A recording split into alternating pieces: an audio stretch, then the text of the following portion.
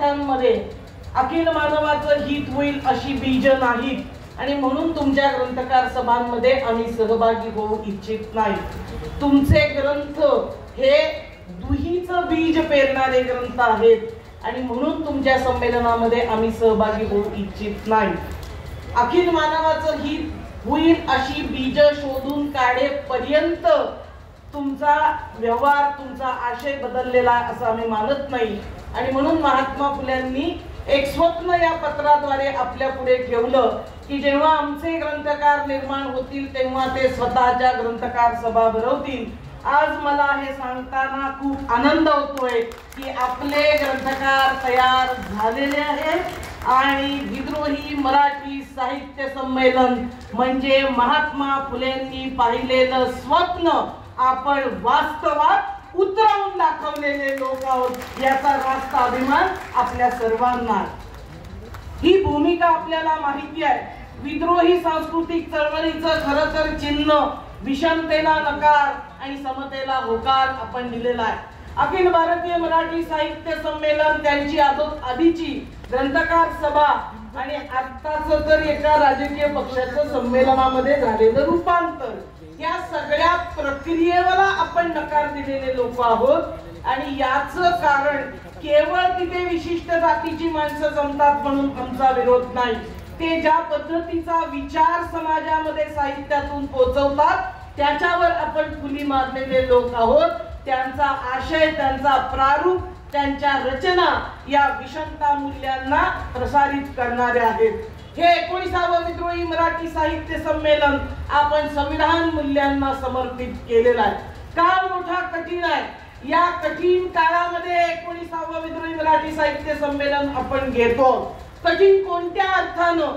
आज देशामध्ये आणि महाराष्ट्रामधली संपूर्ण राजकीय सामाजिक परिस्थिती, वातावरण आपण पाहतो.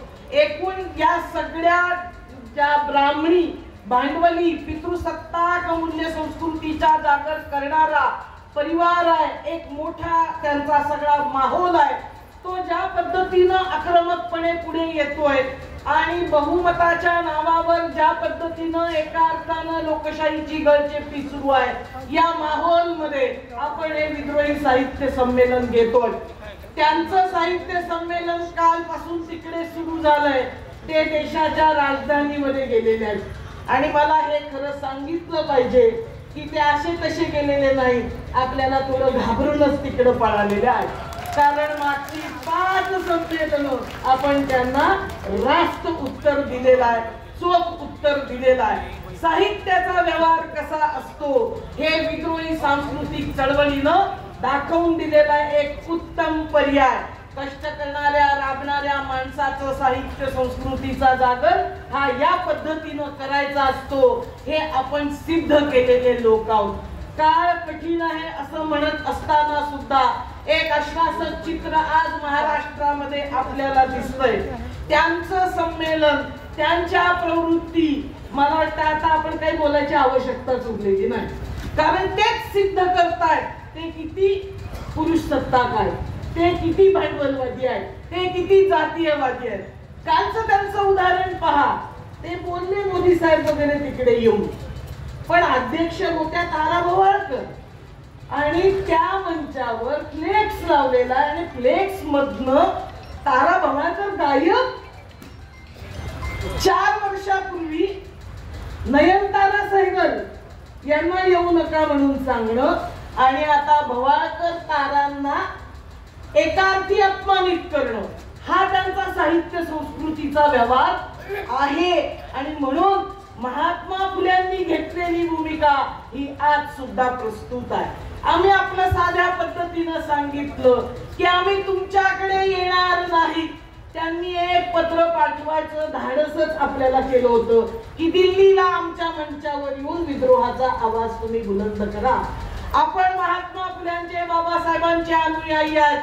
त्यांचा विचार वारसा घेऊन म्हटलं की आम्ही तुमच्यामध्ये कुठल्याही प्रकारे सहभागी होऊ इच्छित नाही.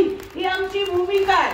तुम्ही पत्र देऊन तुमच्या मंचावर बोलवण्याची आवश्यकता नाही. अरे दादा हो, जरा महात्मा फुल्यांचं पत्र परत नीट वाचा. जनांच्या मराठीमध्ये महात्मा फुल्यांनी लिहिलेला आहे, अभिजनांच्या नाही. त्यामुळे ते पत्र परत वाचा. जोपर्यंत तुम्ही हा व्यवहार तुमचा राहील ब्राह्मणी भांडवली पितृसत्ता, तोपर्यंत बहुजन सर्व साहित्यिकांनी त्यांच्यामध्ये जाण्याचं कारण नाही.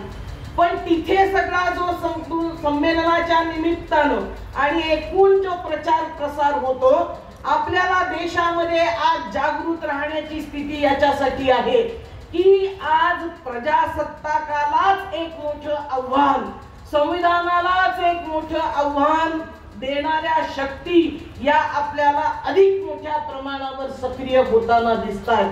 स्वातंत्र्याच्या नंतरच्या दशकामध्ये यांची शक्ती कमी होती, परंतु आजचा काळ कठीण याच्यासाठी आहे कारण या ब्राह्मणी फॅसिस्ट शक्ती नुसतं डोकं वर काढलेल्या नाहीत, तर त्यांनी एका सांस्कृतिक राजकारणाचा बट्याबोळ चालवलेला आहे.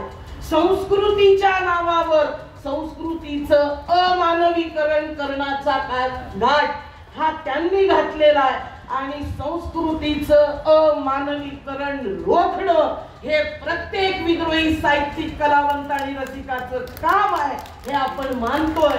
आणि हे आव्हान तुम्ही संस्कृतीच्या नावावर कुणी कोणावर प्रेम करावं किंवा करू नये हे दहशतीने सांगू शकत नाही.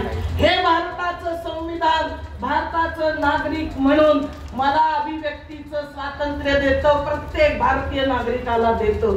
कोणी काय खायचं हे तिसऱ्या फोर्सेसनी फॅसिस्ट ब्राह्मणी शक्तींनी ठरवायचं नाही, हे सांगण्यासाठी हे विद्रोही साहित्य संमेलन आहे.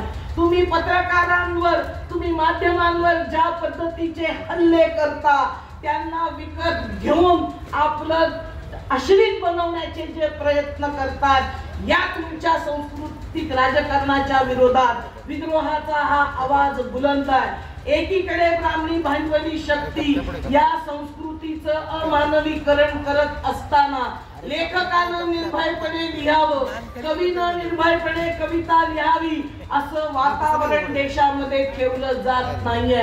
आणि म्हणून आपण आश्वासकपणे सांगायला इथे जमलेलो आहोत, विद्रोही सांस्कृतिक चळवळ हे म्हणती आहे की तुम्ही कितीही असं केलं तरी आम्ही आमच्या लेखणीच्या तलवारी म्यान केलेल्या नाही हे त्यांनी लक्षात घ्यावं. मराठी सारस्वतांना आम्ही सांगतोय की तुकाराम महाराज म्हटले होते त्या पद्धतीनं आम्ही विचार करणारी माणसं आहोत. एक पाशवी बहुमत आणि त्याची चर्चा देशाच्या आणि महाराष्ट्राच्या राजकारणात आहे.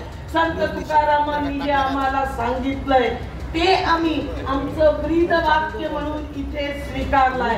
जसं संविधान मूल्यांना आमचं साहित्य संमेलन समर्पित आहे, तसं इथे तुकाराम महाराज म्हणतात, सत्य सत्याशी मन केले ग्वाही. आम्ही सर्व विद्रोही कशाशी ग्वाही ठेवून आमचं मन मत हे जागृत ठेवतोय. सत्य हाच आमच्या विचारांचा आणि व्यवहाराचा आधार राहणार आहे. सत्य सत्याशी मन केले ग्वाही, मानियले नाही बहुमता.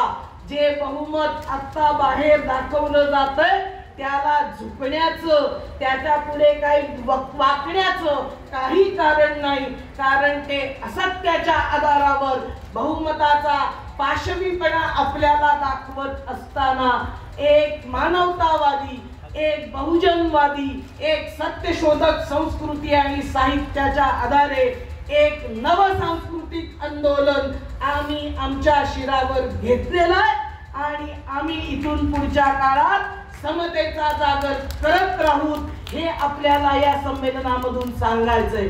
अध्यक्षांच्या भाषणामधून आपल्याला सूत्र मिळणार आहे.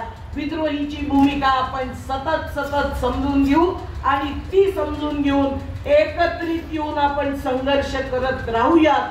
या बदलत्या वातावरणामध्ये जाती जमातीचं ध्रुवीकरण ज्या काळात केलं जातंय तिथं सर्व जातीतल्या कष्टकऱ्यांनी एकत्रित येऊन समतावादी संस्कृतीचा जागर आपण करतोय. या 2 दिवसांमध्ये महत्वाच्या विषयांवरचे 5 परिसंवाद, या इतक्या भीषण काळातही नवलेखन, कादंबरी लिहिणारे, कथा लिहिणारे अशांचा आपण एक परिसंवाद इथे आयोजित केलेला आहे.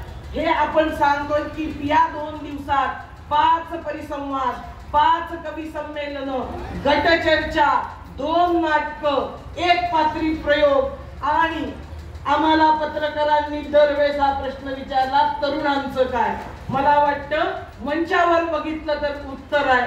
हे स्वागताध्यक्ष, हे आमचे निमंत्रक, आधीचे सर्व संयोजक आपण पाहिलं तर सर्वांची वय पाहता आता आपल्याला कदाचित हा प्रश्न कोणी विचारणार नाही.